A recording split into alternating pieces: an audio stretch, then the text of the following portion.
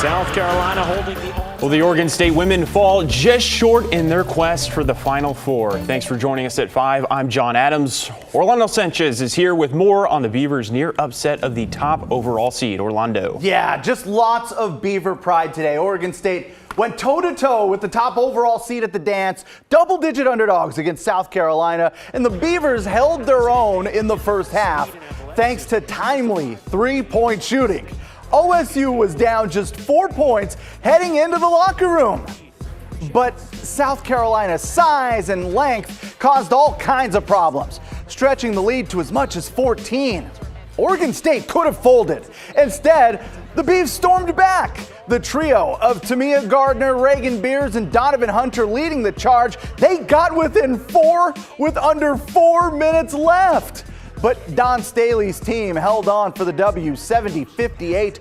Oregon State finishes the season with a record of 27-8, more than doubling last year's win total. This team was picked to finish 10th in the Pac-12. They finish with the third Elite Eight appearance in program history. We'll dive into the game, and we've got emotional reaction from the team coming up at 11:35 on Sports Sunday. John? What a ride for sure, Orlando. Thank you. Well, even though the Oregon State Beavers didn't take home the win this Easter Sunday, fans here in Portland were still excited to see women's basketball at the forefront. Our Sydney Dorner attended a watch party for the game, and Sydney described the energy for us. Yeah, John, the bar was packed with families and longtime sports fans who say this has been the best season for women's college basketball in quite a time. They say it's fascinating to see the talent in women's college basketball get better and better. I mean, how many years have we seen empty stadiums, bars that won't play women's games?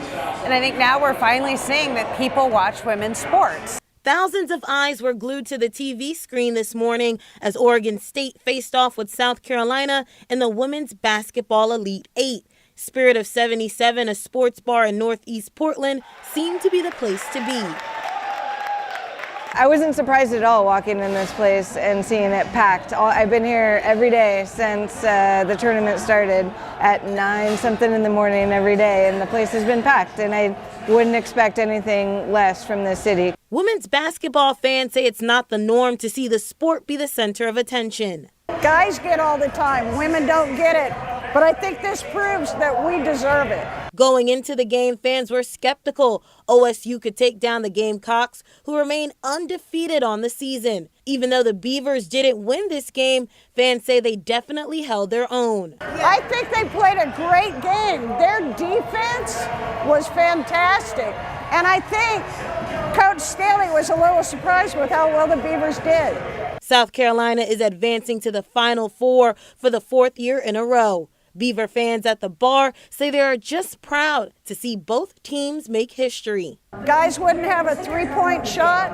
They wouldn't have the 20-second shot clock.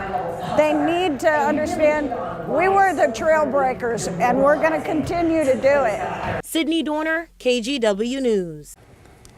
All right, turning now to weather. Our stretch of sunny and warm conditions continue through Easter Sunday. Today we're enjoying temperatures in the mid-60s. It's just delightful out there. Our Ashley Grahams joins us now, and are we going to see maybe some 70s at some point this week, Ashley? Right, I know. We've been talking about it for the past few days, just how beautiful it is. I hope you got a chance to get outside today with your family. It was absolutely beautiful. Still is. You still have time to do that. Take a look at Cannon Beach right now. My goodness, all those beautiful people out there enjoying it. The sunshine, the blue skies. It's a little bit colder here on the coast than it is in the metro area. In the metro area, we're sitting right around 65 degrees or so. Here's the Rose City. Same blue skies for nearly everyone, at least in western Oregon. We've got a couple of clouds hanging around in the Cascades right now, but no winter weather to speak of. 65 degrees. We've got a little bit of some wind. You can see about 10 miles an hour or so, so keeping us on the chillier side. I know this morning I had to grab my coat when I headed out, but we've sure warmed up here. Let's take a look at some of those temperatures around the state. Again, 65 in Portland and Vancouver, 64 in Hillsborough, and 66 in Scappoose. Right in those 50s there on the coast. 57 degrees in Tillamook, 57 in Astoria. Just a little bit cooler when you head over to the eastern side of the state. Sun River, 46, 54 in Bend. Bend sure has warmed up about 10 degrees since yesterday. And I do want to show you what's ahead for us. Unfortunately, we have this 3-day forecast that turns into rain showers. So Monday, Tuesday, going to be those days John was talking about that we're going to see 70s. And then unfortunately, Wednesday, the rain returns. We'll talk about that in your 7-day forecast. John? All right, Ashley, thank you. Well, whether it was for the OSU game or for Easter celebrations, the nice weather provided even more incentive for people to get outside and visit local businesses across the Rose City today. Well, that includes the rooftop at Metropolitan Tavern near the Convention Center. The tavern is just one of many restaurants providing special Easter brunches. Now, this is the 3rd year holding this event since the pandemic era closure, and the general manager says they had a healthy turnout. Everybody enjoys coming here on a nice sunny day for the views, the atmosphere, cocktails, everything. We love Portland. We love to be here, support the city. So we're out and about having a good time. And Metropolitan Tavern, come on down, have a drink with us. Well, the restaurant says they hold brunches like this for most major holidays as well as for Mother's Day. A local nonprofit has spent the week spreading Easter cheer to those less fortunate, and it culminated today with a brunch at Union Gospel Mission's main location. The mission started its Easter celebrations last week with a special holiday meal at its overnight shelter. With this brunch, they wanted to make a special event for people experiencing homelessness, as many are separated from family and can't have a typical celebration. Knowing people by name, welcoming them, giving them just a greeting and helping them to know that they are seen and cared for.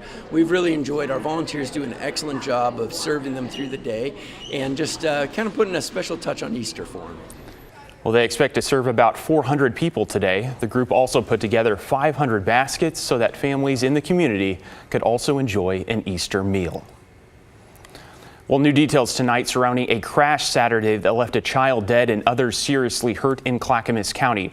Oregon State Police now say it happened after a Ford Focus was getting onto Highway 211 from South Meridian Road. It didn't stop at a stop sign and was hit by a westbound Jeep Liberty. From that Ford, a 4-year-old girl died. The driver suffered life-threatening injuries, and 2 others, including an 8-year-old boy, were seriously hurt. 2 others in the Jeep were hospitalized with minor injuries. And we're trying to learn more about an overnight drive-by shooting that left a person hurt. Police say it happened at Northeast 100th Avenue and East Burnside. They say a suspect in a car shot at another car that had 2 adults and 2 kids inside. The one person hurt is expected to survive. Police have not arrested anyone, and they don't yet know a motive. Well, a snowboarder is dead after a fall caused by an avalanche at Mount St. Helens yesterday. The Northwest Avalanche Center says while he was standing near the top of the mountain, an overhang of packed snow called a cornice broke from under him. The group warns that during warm periods like this, these overhangs become weaker.